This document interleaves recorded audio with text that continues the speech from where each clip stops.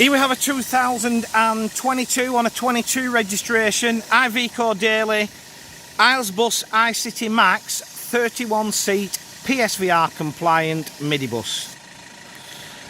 We've got a pair of these for sale, the other one's hiding over there. Owned by Phil Anslow Coaches. Now the first thing you're going to say is, they're that young, why are they for sale? That's easy. Phil was awarded a contract which these vehicles were purchased for. After he purchased them, the contract got pulled. So they've literally come here to do a job and got parked up. Well, you can't have this amount of kit sat doing anything, and that's why they're for sale. Obviously, they're like brand new. Very, very, very, very, very low mileage. We've got Euroliner wheel trims fitted. We've got a boot that's made out of lead, because it's just took two of us to actually open this bloody thing. But I did miss breakfast this morning, but if I'd have had breakfast, I'd needed a boxer shredded wheat to open that one. But it's only a little boot. I mean, it's not really a boot, it's just where you can, you know, if you want to store your brushes and mops, you know, you can fire them in there. Other than that, you know, but it's not built for carrying luggage, is it? Reverse cameras fitted. I think that's part of the CCTV system. I'll explain why when we get on board. Again, near side, no issues, but as I say, you wouldn't expect any, would you? So you've got these plug type double doors, nice wide entrance with manual pull out wheelchair ramp. The thing with these doors that I discovered playing with the switches, if you want to control loading, right, say you're on a school and you don't want them all piling on like lunatics, there's a button on the dash which operates just the first front panel of the door, so you get like half the width, which is quite handy for crowd control. When we jump on board, we've got 31 seats, including the two tip-ups, so that gives us 29 of these high back coach style seats, dual purpose if you want to call them that, with 3-point seat belts.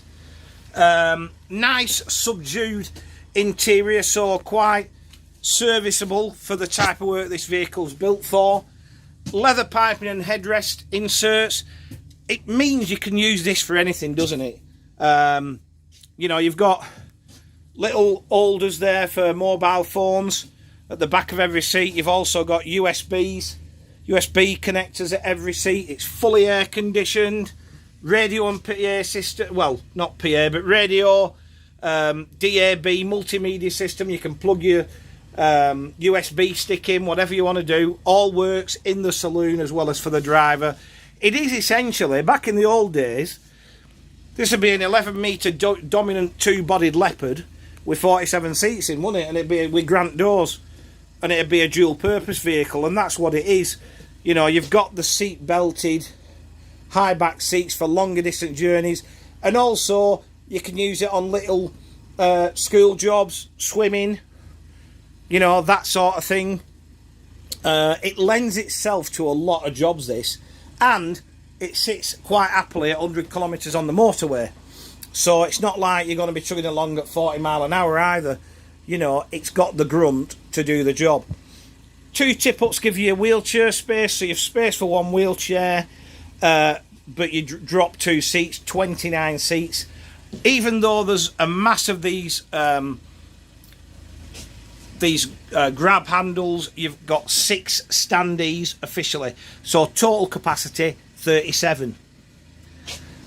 This is a bit of an awkward arrangement for service work, because obviously the drivers, it reminds me of, now I'm showing my age, back in the early 70s, a lot of operators tried using half cab front loading vehicles as one-man vehicles. So obviously you got on behind the driver because the engine was there, and there was a little window to the cab with a ticket machine on, and the driver had to sort of basically turn a full 180 to give the tickets out. This is a similar sort of arrangement, because you've got your stand there for your ticket machine. Obviously, you'd have to fabricate some sort of cash tray, but then from here, you've got that screen, so you've got that barrier for the driver. So the driver's having to kind of reach around here to service the customers. So that's, for me, it's a great little bus, but that's the one bit that's not been thought out, if that makes sense. But it's not the end of the world, is it? You know, a lot of this will run on tendered rural services, so you'll get a lot of free senior bus passes, and you won't be like rushed off your feet. So it's not like you're turning around loading umpteen people on at every bus stop. Cab's well laid out. Multimedia system. You've got independent cab air conditioning as well as saloon air conditioning. Multifunction Austin Allegro steering wheel. Retarder fitted. Obviously it's Euro 6. And it runs through this 8-speed Himatic automated gearbox. The thing I like about the Ivecos, and I said this whether it's this product or whether it's a Taurus 700 or anything like that, listen. Now compare that if it was an Artigo or if it was a Vario, it'd sound like a tractor. You know, that sounds like a delivery van. You know, and it's no different, this vehicle, to driving a car. They drive lovely, they're not noisy. You won't do a 10-hour shift in one of these and come out with a migraine. You know, they are a really nice thing to drive. You've got lane departure warning, you've got automated emergency braking system as well. You know, but as I said, for me, when you look round it, it's just a jack of all trades. You know? And done now. This is the lower mileage one. This is done, if you can see, we'll go in a bit closer, 25,000 kilometres from new. The other one's done a bit more. It's done about 65. So neither are killed with mileage. But for me, you know, knowing that you can't really go out today and buy a stock vehicle, if you want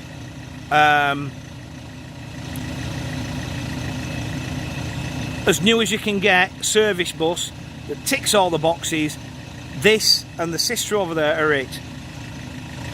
It's a pair of 2022s on 22 registrations, Iveco daily, Ilesbus iCity Max, 31 seat PSVR compliant minibuses.